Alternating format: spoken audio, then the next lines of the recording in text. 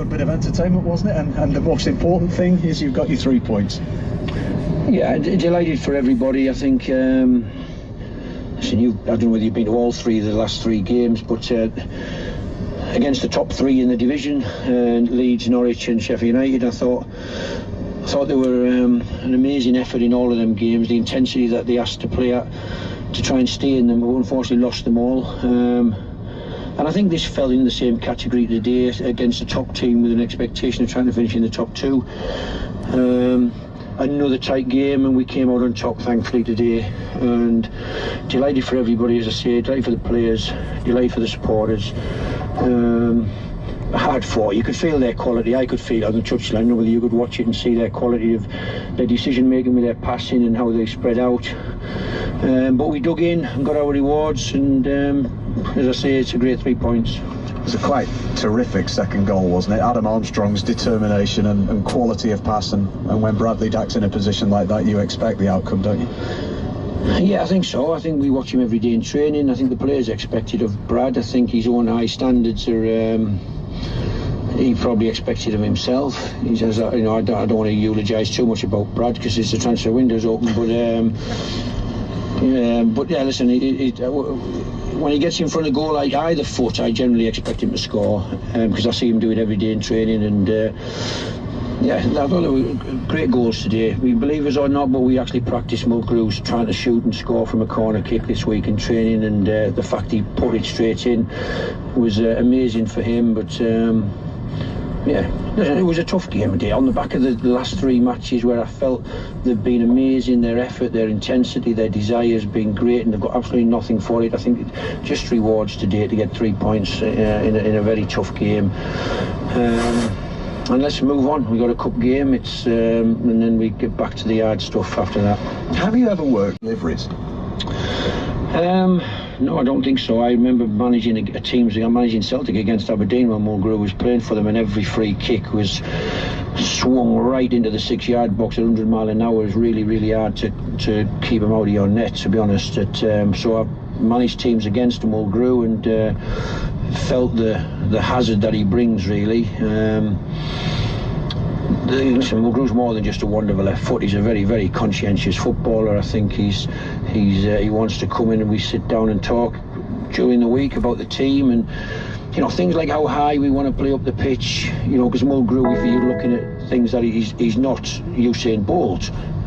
He can run. He's not totally immobile, but it's not his greatest strength. And yet, so I'm trying to demand down playing high up the pitch near the halfway line and getting the team working really hard on the front foot and pressing, and he knows it's not playing to his strengths. I tell him the story when I was in '91. I went to Glasgow Celtic, similar sort of mobility to Charlie, pressing everywhere. I was getting killed on the halfway line. Teams just knocking clearances were running through, and I felt really vulnerable, really, and actually went to the manager at the time and said, listen, if you're going to play so high, don't worry about leaving me out.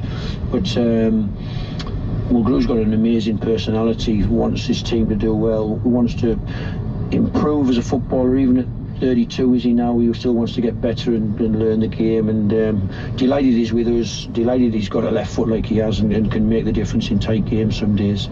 Just noticed a couple of times today, Tony, during the game, particularly in the second half, and I don't know whether it's me not being observant in games, it might happen all the time and I've just missed it. It looked like players were taking the initiative themselves and having a debate and a discussion when there was a break in play, more than I've seen before. Is that fair or not? I think it is, yeah. I think it's something we're trying to develop at our club, trying to only because the personality of these players allows me to include them in our reasoning for doing things, really. And so as I said, I sit around with Charlie, but I sit around with 4 or 5 of the senior players and talk about why we're doing something, why we would press high, why we're going to attack down the left wing, how you have to. So today, if you watch them, they kept 3 out. They don't send their wide players back. They leave 3 out, and they're basically saying to you, right, you can attack us, but when we attack you, we've got better players than you, and we're going to score. And that's how they play. And so we have to find the answer. That we discuss it together. Sometimes the manager just says, right, that's what you do, and you do the job. You play there, and shut up and get on with it. I try and bring the players into the discussion, and because if they don't believe in it, ultimately they're not going to do it, and then at the end of the game, when they get beat, they can blame you really for your tactics. And so I try and include the players in the tactics and how we're going to play, and they buy into it. They take it on the grass and make it work. Lewis Travis, how impressed have you been last 2 games?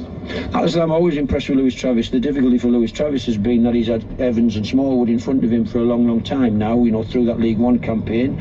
And you've got to remember he's a year, 18 months older now than when I first arrived and had Trav. I think the thing about Travis, he knocks on my door every second day and says he needs to play football, and if I'm not going to be in your squad, I need to go and play. He's got an amazing attitude to the game. Circumstance sometimes dictates in life, I think, and circumstances Smallwood getting sent off, the circumstance of the intensity of 4 games in 10 days give him an opportunity, and he's grabbed it with both hands. And sometimes footballers have to do that, and young Trav's done that, and it'll be a question of trying to get him out of the team now, I think, for the next few games or weeks, or maybe the rest of the season. Let's wait and see. So clubs who might be thinking of calling you in the morning, now the loan window's open, will you be not returning those calls? They've already been calling me. I've got a list longer than that piece of paper in front of you of clubs that would take Travis on loan. But I'll sit down with Trav the next few days and see what's best for his career, really, and hopefully he understands that we need him. Yet with Conway coming back, Smallwood off his suspension, Evans, Reid can play inside or outside. I don't want to keep Trav if he's not going to get game time, but when you see him perform like he's done the last 2 games, you can trust him. And as a coach, you need to be able to trust your players to do the job, not worry that a young guy is going to get overrun in midfield. And there was little chance of that today with Travis. Thank you so much for joining us. Happy New Year, Tony. Bye-bye. Thank you for joining us. Tony Mowbray, the Blackburn Rovers manager.